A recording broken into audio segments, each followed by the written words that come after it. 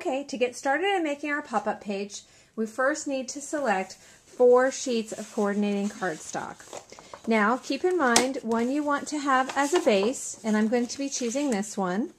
This actually is going to function as an overlay to this base and be folded, so you're going to end up seeing it kind of like that. This is actually going to be my pop-up page that I'm going to cut into, and I'm going to mount the pop-up page onto this brown cardstock. So first step that I need to do is go ahead and trim the page I'm going to make into the actual pop-up section down to 11.5 by 11.5. Now I've gone ahead and trimmed this down to 11.5 by 11.5, and now I'm going to go ahead and ink the edges because I love some inked edges.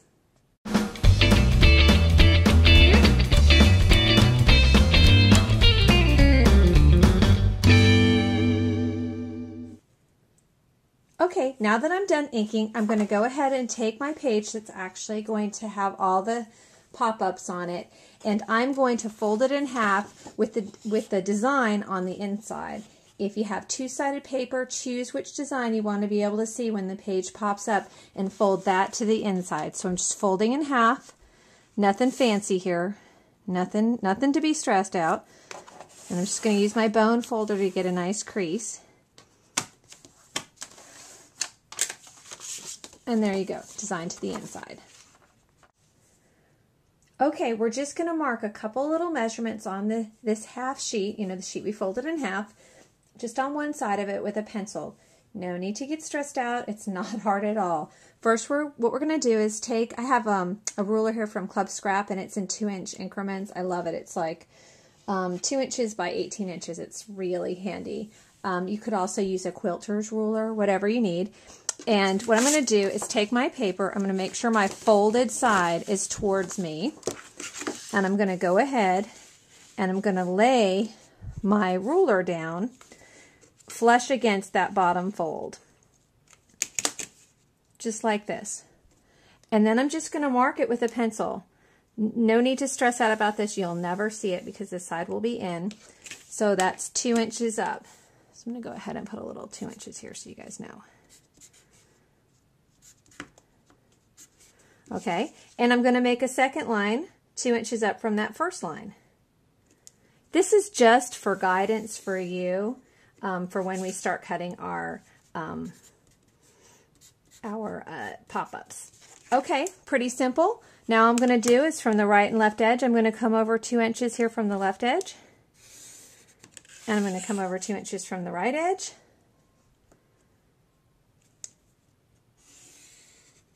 And I'm going to repeat that, 2 inches again, and 2 inches again, and I'm done measuring. There you go. Okay, so now what we're going to do is we're going to start cutting our pop-ups. Now, to make a nice bottom layer to pop up from, we're going to go from this right edge over to that first line, and we're going to cut all the way up to that first 2-inch horizontal line, just like that. And we're going to go over to, so you see I made a cut like that, and we're going to go over from the left edge and cut up 2 inches. Forgive me if my lines aren't very straight because I'm kind of working around the camera here, so we'll forgive that. So I just went ahead and did that. Now, to make it easier for myself, just on this first one, I'm going to go ahead and use my score pal and just score that line from where I cut it, from one edge, hoping you can see it, from this top piece down to where, oops, again, hard to work around the camera and see what you're doing.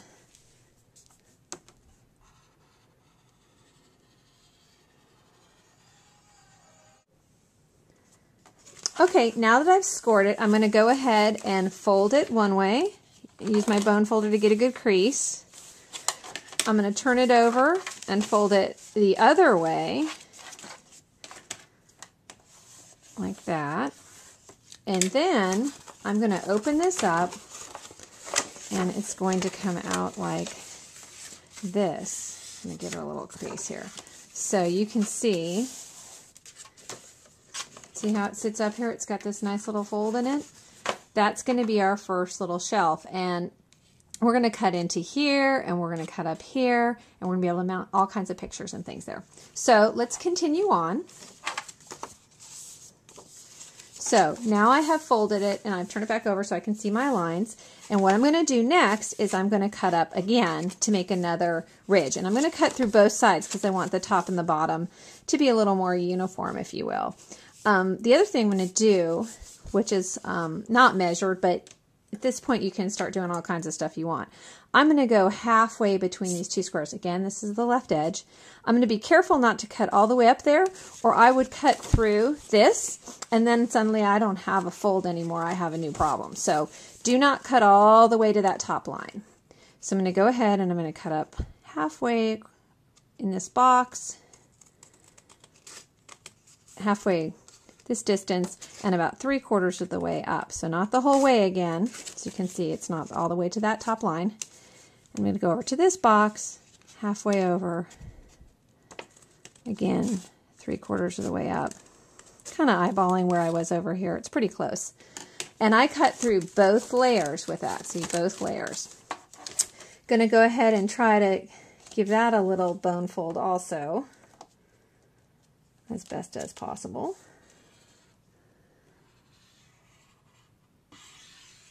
Okay. Turn that. Oh, it went through. That's pretty cool. Okay, and then I go ahead and do the same thing I just did a minute ago, where I fold this up. But you see, I have two sides now. Two sides. And I'm going to go ahead and fold this side up. I'm going to go back and forth a little bit. And then I open all this up and I fold it. And I open this side up and I fold it. And then I squishy it all together. Don't you love my technical word, squishy? And look what I have now. Now I've got almost like a set of stairs. Now you can start going to town. Now, first of all, you can decide, do you want this, since this is symmetrical, do I want this in the top or the bottom? I probably want that in the bottom corner. Because up top here, I might be putting words or whatever. So I do want to figure that out. But now I can start putting all kinds of other cuts. I think I want a skinny cut over here. So what I'm going to do is turn this, squishy everything back again, start over here in the corner, and I'm just going to willy-nilly cut however tall I feel like it. So I'm just no measuring, flying free. Again, I fold that up like that, and I bone fold, and I go the other way, and I squish it with my hand, and I lift it out, and I pop it up.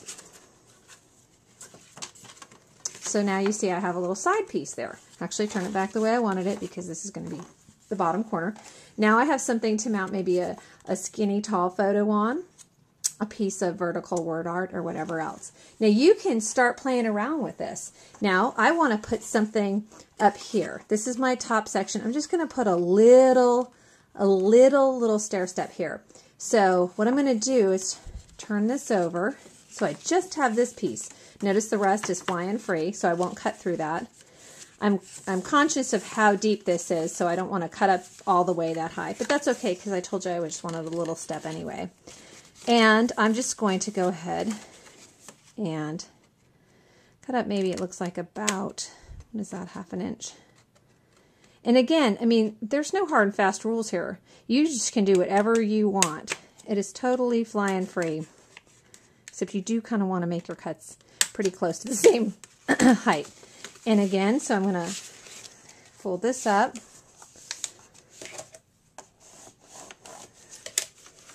I'm going to fold it back.